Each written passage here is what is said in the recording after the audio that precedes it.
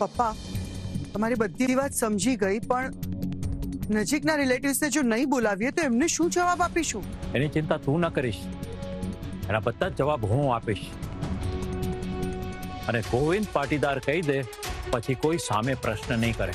પણ પપ્પા, મીનાક્ષી બેન, એમને જાણ કર્યા વગર લગ્ન કરાવીશું? એને મેં ફોન કરવાનો ટ્રાય કર્યો હતો, પણ નેટવર્ક ઇશ્યુ લાગે છે.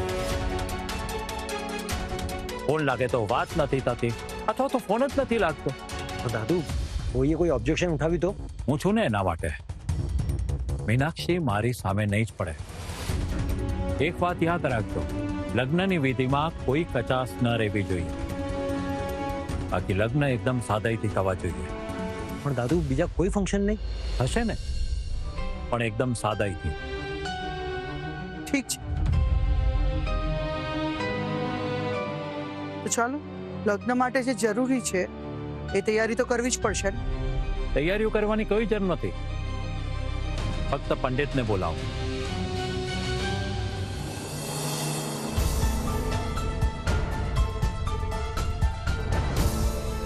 ઘરમાં કોઈ છે કે આ લોકો ઘર ખુલ્લું મૂકીને ક્યાંક જતા રહ્યા છે?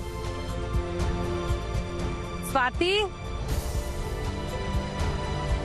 માં આવી લાગે છે. હા તો ચાલો આપણે એમની સાથે પણ વાત કરી લઈએ.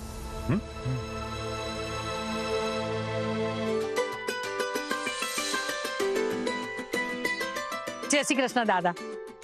જય શ્રી કૃષ્ણ કુમાર. કેમ છો મનીષાબેન? જય શ્રી કૃષ્ણ વંદના. બેસો. વંદનાબેન, અમે તમારી જ રાહ જોતા હતા. સ્વાતિ બેટા, તારા મમ્મી માટે અને રૂપા માટે સરસ મજાની ચા બનાવીને લઈ આવો. ના ના, એની કોઈ જરૂર નથી. આ તો રૂપાએ ઘરે આવીને સમાચાર આપ્યા કે તમે લોકો લગ્ન માટે રાજી થઈ ગયા છો. હા, જે થઈ ગયું છે એ પછી વિચારતા બેસી રહેવાનો કોઈ અર્થ નથી ને. હા, આ ખુશીના સમાચાર સાંભળીને હું થોડીક મીઠાઈ લઈને આવી છું. વંદનાબેન, આ બધી ઔપચારિકતાની શું જરૂર હતી? હવે તો બંને પરિવાર એક જ છે ને. અમે વેવાય છીએ, આ તો અમારો હક છે દાદા. વંદનાબેન, ગિરીશભાઈ ક્યાં છે? એ કેમ નથી આવ્યા? એ તો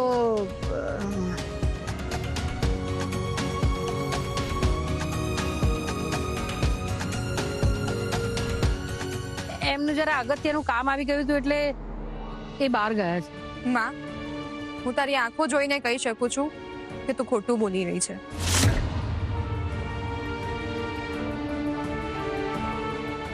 ના સ્વાતિ, એવું કઈ નથી. કામ હોય તો જવું તો પડે ને બેટા. તને મારા સમ છે માં. સાચું કે પપ્પા કેમ નથી આવ્યા? તારા પપ્પા રૂપા ઉપર એટલી હદે ગુસ્સે છે કે તું વાત જ ના પૂછ. એમણે તો ચોખ્ખી ના પાડી દીધી છે કે આ લગ્નમાં મારા કોઈ આશીર્વાદ નહીં રહે.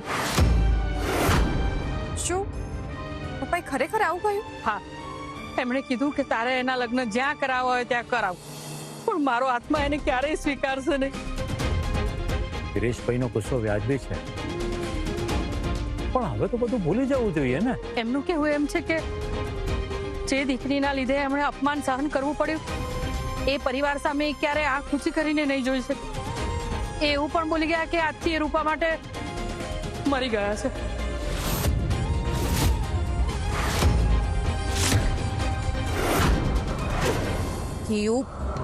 મેં તને ના પાડી હતી ને, કામ વગર આ નંબર ઉપર કોલ ના કરીશ. અહીંયા એક બહુ મોટો પ્રોબ્લેમ થઈ ગયો છે. ઘરના લોકોને નથી ખબર કે તું મુંબઈમાં નથી. શું થયું છે એ બોલ.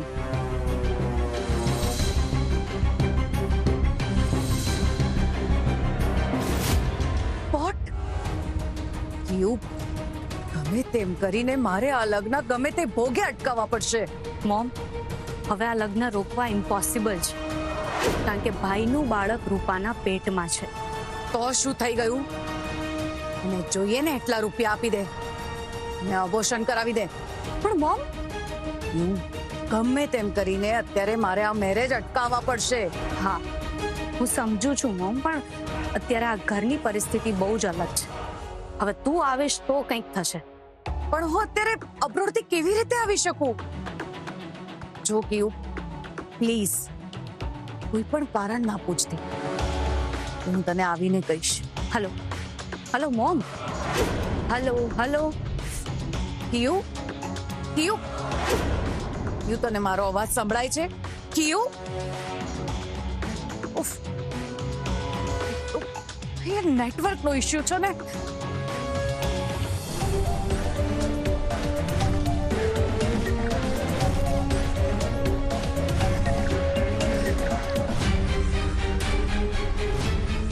એવું તો શું થાય કે લગ્ન અટકે? એવું હોય તો ગિરીશભાઈ સાથે હું વાત કરું. ના દાદા, એ બહુ જિદ્દી છે. એ તમારી વાત પણ નહીં માને. આ પણ દીકરીના લગ્નમાં પિતા જ ના હોય તો કેવી રીતે ચાલે? પણ રૂપાએ એમના આત્મસન્માનની હત્યા કરી છે, અને આ ઘા ક્યારેય નહીં રૂઠે. સાચી વાત છે માં. પપ્પા જરૂર પડે તો પોતાનો જીવ પણ આપી શકે છે, પણ એ પોતાના સ્વાભિમાનને ક્યારેય નહીં મરવા દે. પણ ગિરીશભાઈને સમજાવવાનો છેલ્લો પ્રયત્ન તો કરવો જ જોઈએ. હું પ્રયત્ન તો કરીશ દાદા, પણ એમના મનમાં જે ઝેર ભરાયું છે ને, એ ક્યારેય નહીં નીકળે. સાચી વાત છે, પણ એમના આશીર્વાદ વગર લગ્નની વિધિ અધૂરી ગણાશે. એ માનશે કે નહીં એની મને નથી ખબર, પણ હું મારા પ્રયત્ન ચોક્કસ કરીશ.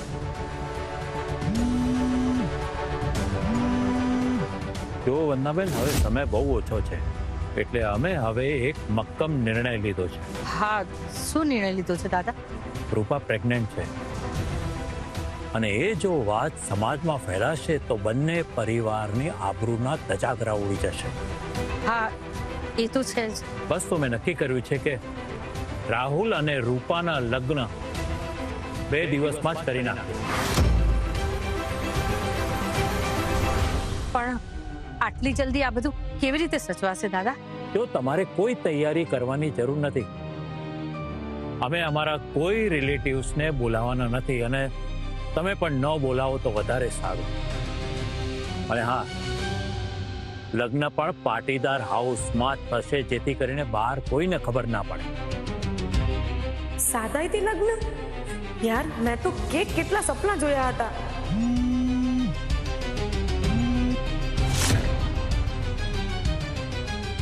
એક તો આ સંજયને શું છે? દાદા, મને તો કોઈ જ વાંધો નથી. તમે કહો તો હું અત્યારે જ લગ્ન કરાવવા તૈયાર છું. તમને વળી શેનો વાંધો હોય વંદનાબેન? તમારા લોકોના તો નસીબ ખુલી ગયા છે. તમારી બંને દીકરીઓને પાટીદાર પરિવારમાં પધરાવી દીધી છે. આ પૈસાદાર છોકરાઓને ફસાવવાની કળા તમારી દીકરીઓ ખૂબ સારી રીતે જાણે છે.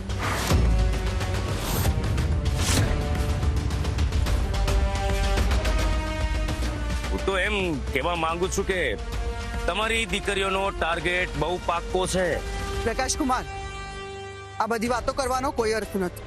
હવે તમારો પેલો નાનો દીકરો એટલે કે દીકરી બાકી રહીને, અને એ તો પાછી ગુંડી છે, એટલે એને સેટ કરવામાં થોડીક મહેનત પડશે.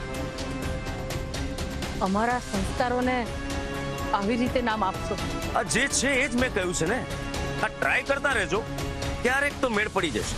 પ્રકાશ કુમાર, મને એવું લાગે છે કે તમારે બીજા કોઈ કામ ધંધામાં ધ્યાન આપવું જ જોઈએ. ખોટી જગ્યાએ ખોટું બોલવાનું ધીમે ધીમે વધી રહ્યું છે તમારું. તું પાટીદાર હાઉસમાં છે એ મને ખબર છે, અને હું તારા કામથી જ કોલ કરું છું. તે જે કામ સોંપ્યું હતું એ થઈ ગયું છે, તો બહાર આવ. અમારી દીકરીનો વાંક છે એ અમને ખબર છે, અને અમે એ વાત સ્વીકારીએ પણ છીએ. અને એટલે જ એક માએ નતમસ્તક થઈને અહીંયા આવવું પડ્યું છે. જે થયું એને ભૂલી જવામાં જ ભલાઈ છે. પણ દાદા, જે સુખ માથું ઊંચું રાખીને સંબંધ નક્કી કરવામાં હોય ને, એ કદાચ મારા નસીબ બાદ નથી. વંદનાબેન, હવે નવેસરથી શરૂ કરીએ. રૂપાનું જે બાળક આવવાનું છે એ અમારી આગલી પેઢીનું પહેલું સંતાન હશે.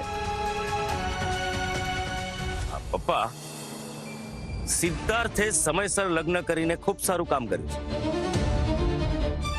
પણ આ રાહુલે તો લગ્ન પહેલા જ સિક્સર મારીને આખી ગેમ જ બદલી નાખી છે.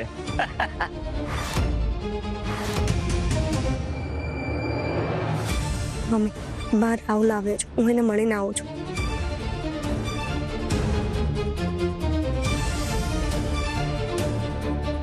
દીદીના લગ્નની વાત ચાલી રહી છે અને એ આટલી ઉતાવળમાં ક્યાં નીકળી ગઈ?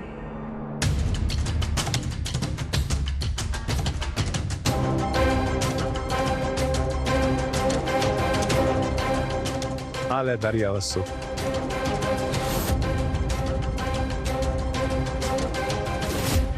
સંજય અહીંયા શું આપવા આવ્યો હશે?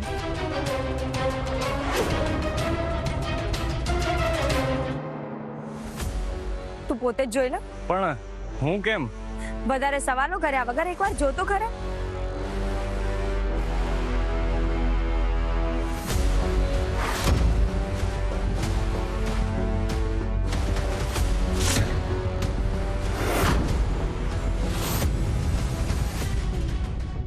આ શું છે રૂપા? એ જ કે હું માં બનવાની છું. Are you made or vote? Yes, હું ગાંડી થઈ ગઈ છું રાહુલના પ્રેમમાં અને આ જ એની સાબિતી છે.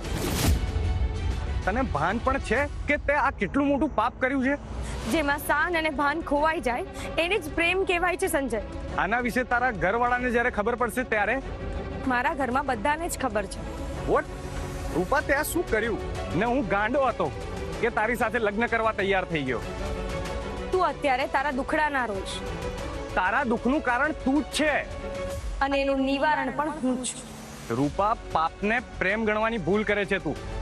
તારા જેવા લોકો પ્રેમ કરીને લગ્ન કર્યા વગર કોઈ પણ હદ વટાવી દે એ પ્રેમનું અપમાન છે.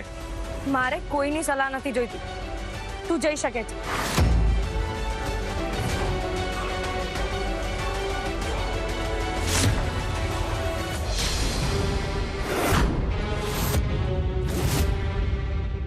સંજય અહીં શું કરતો હતો? સ્વાતિ, તું? એ તો એમ જ આવ્યો હતો. સંજય એમ જ આવે એવો માણસ નથી. તો જઈને તું એને જ પૂછી લે. ભૂલ પોતા ના કરે અને જવાબ મારે પારકા પાસે માંગવા જવાનો? હું કંઈ જ નથી કરી રહી. તું વગર વાકે મને ખોટું આટલું બધું બોલે છે. દીદી, હું છે ને તને તારી રગે રગથી ઓળખું છું. મારી ચિંતા છોડ તું અને તારા તૂટેલા સંસાર પર ધ્યાન આપ. દીદી, તું છે ને વાત બદલવાનો પ્રયત્ન ના કરીશ. મેં તારી ને સંજયની આખી વાત જ સાંભળી લીધી છે. હા તો સાંભળી લીધું ને તે? તો શું થઈ ગયું? શું કર્યું છે મેં? મેં કંઈ જ ખોટું નથી કર્યું. હજી પણ તું જુઠ્ઠું બોલીને પાપ છુપાવવાનો પ્રયત્ન કરે છે. તું તારી વકીલાત બંધ કર સ્વાતિ. દીદી, તું મારી જિંદગી પર વધારે પડતી ડાપણ કરવાની કોશિશ ના કર.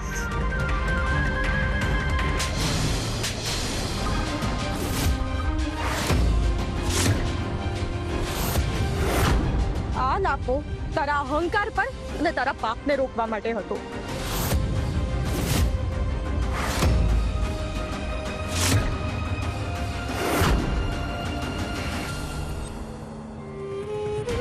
આ આચાર્ય પરિવારની મોટી દીકરી રૂપાએ તો આખી પોળનું નાક વટાવ્યું. હા, સાચી વાત છે. લગ્ન પહેલા મોઢું કાળું કરીને આવતા એને શરમ ના આવી? અરે લોભી માની દીકરી પણ એવી જ નફટ હોય ને. પૈસા માટે કોઈ પણ હદ વટાવી જાય. જે ઘરમાં આવી કલંકિત દીકરી રહેતી હોય એ ઘરમાં ઊભા રહેવું પણ પાપ છે. આ ચારિત્ર વગરની દીકરીનો બાપ ક્યારે આ સમાજમાં માથું ઊંચું કરી નથી જીવી શકતો. મહારાજ, હા, બધાની છોકરીઓના લગ્ન કરાવતા હતા ઈ જ મહારાજ ને. એમની દીકરી હાટુ તો ભીખ માંગવી પડશે. ભૂખ્ય છે આખી પોળ તમારા આવા ઉછેર પર ભૂખ્ય છે ગીરભાઈ.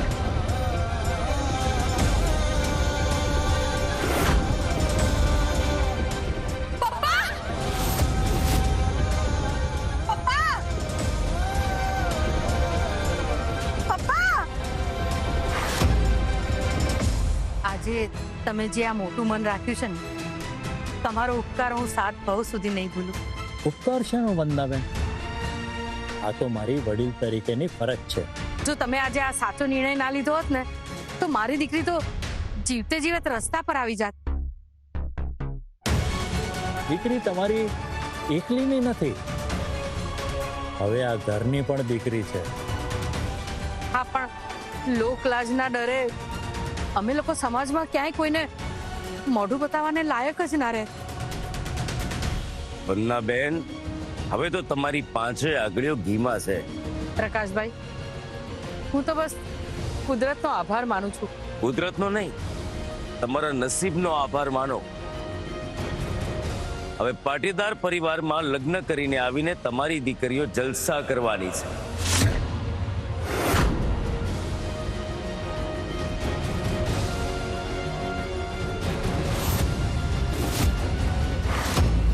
આ તો મને જે લાગ્યું મેં એ જ કહ્યું. વંદાબેન, હવે તમે તમારી બધી જ ચિંતાઓ મૂકી દો.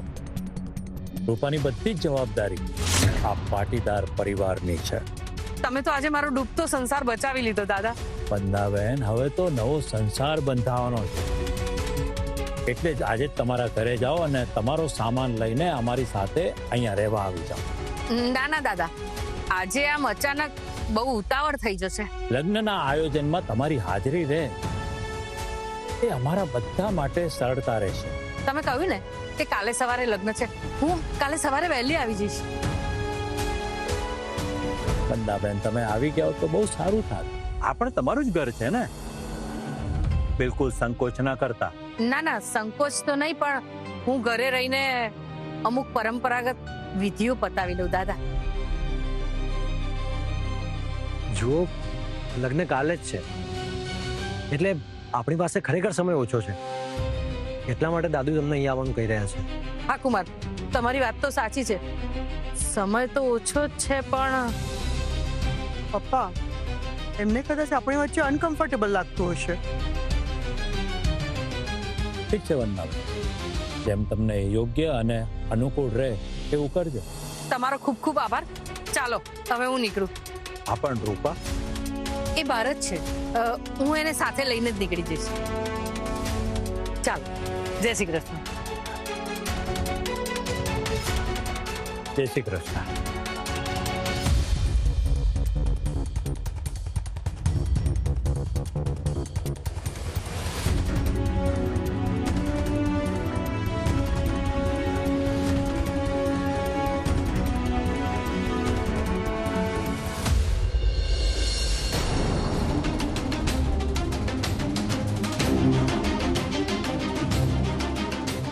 આ લગ્ન જે રીતે ઉતાવળમાં નક્કી થઈ રહ્યા છે એ ખરેખર બરાબર તો છે ને? અરે મોટા ભાભી, આ તમારા ચહેરા પર ચિંતાની રેખાઓ કેમ આવી ગઈ? કઈ નહીં.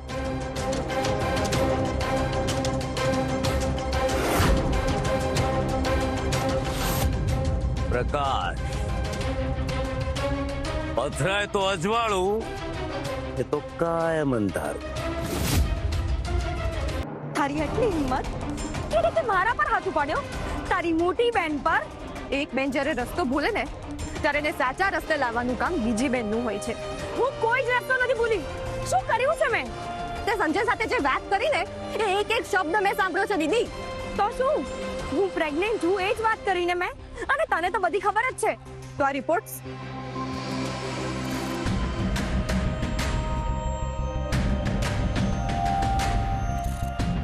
સ્વાતિ, છોડ આને.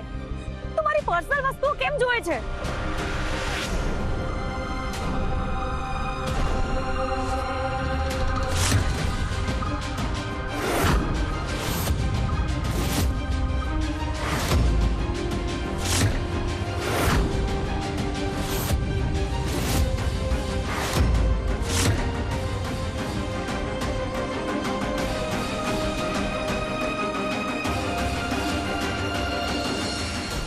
વાંચી લીધો ને તે રિપોર્ટ?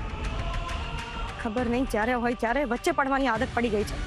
અને તું બહુ વધારે પડતી મધર ઇન્ડિયા બનવાની કોશિશ ના કરવાતી.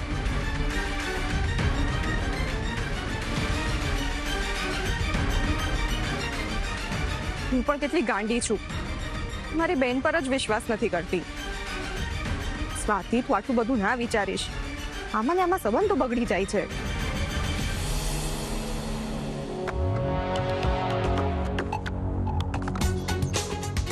Bro, are you serious? તું પેલી થર્ડ ક્લાસ છોકરી રૂપા સાથે લગ્ન કરવા તૈયાર થઈ ગયો? જે લોકોની ઓકાત આપણા ઘરના સર્વન્ટ જેટલી પણ નથી, એની દીકરી આ પાટીદાર હાઉસની વહુ બનશે. અરે દાદુ, મોટા મામી, સિદ્ધાર્થ બ્રો, આ બધા તો સાવ ગાંડા થઈ ગયા છે. પણ તું તને અચાનક શું થયું છે?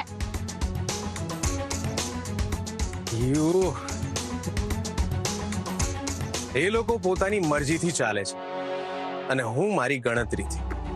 તારું મગજ બંધ થઈ ગયું છે કે શું? તું આટલું મોટું અપમાન કેવી રીતે સહન કરી શકે? બાદ જ્યારે પોતાના શિકાર પર તરાપ મારે છે ને ક્યુ, ત્યારે એની પાંખો સંકોચીને શાંત બેસે છે. બ્રો, સીધી વાત કરને. ક્યુ, તારો પ્રોબ્લેમ જ આ છે. તું માત્ર અત્યારનું નુકસાન અને નફો જુએ છે, જ્યારે મારી નજર વર્ષો પછીની કમાણી પર છે. એટલે શું? આ લો સ્ટાન્ડર્ડ પરિવાર સાથે જોડાવા પાછળ તું કયો ફાયદો જોઈ રહ્યો છે? તને ખરેખર એમ લાગે છે કે મને રૂપા અને એના ગરીબ પરિવારમાં જરા પણ રસ હોય? રસ નથી તો આટલું મોટું નાટક શું કામ? કારણ કે નાટક વગર હું પાટીદાર પરિવારમાં મારો હક મેળવી શકું એમ નથી. એટલે દાદુ અને સિદ્ધાર્થ મને પહેલેથી જ આ પ્રોપર્ટી અને બધા જ બિઝનેસમાંથી સાઇડલાઇન કરી દીધો છે. આઈ નો ધેટ. એ લોકો વારંવાર મને ટોન્ટ મારીને સંભળાવી રહ્યા છે કે મેં કશું જ કર્યું નથી. એટલે એ પ્રૂફ કરવા માટે તું આની સાથે લગ્ન કરીશ? હા, કારણ કે રૂપા મારા સક્સેસની ચાવી છે અને એના પેટમાં જે બાળક છે એ પાટીદાર પરિવારની આવનારી પેઢીનું પહેલું બાળક છે.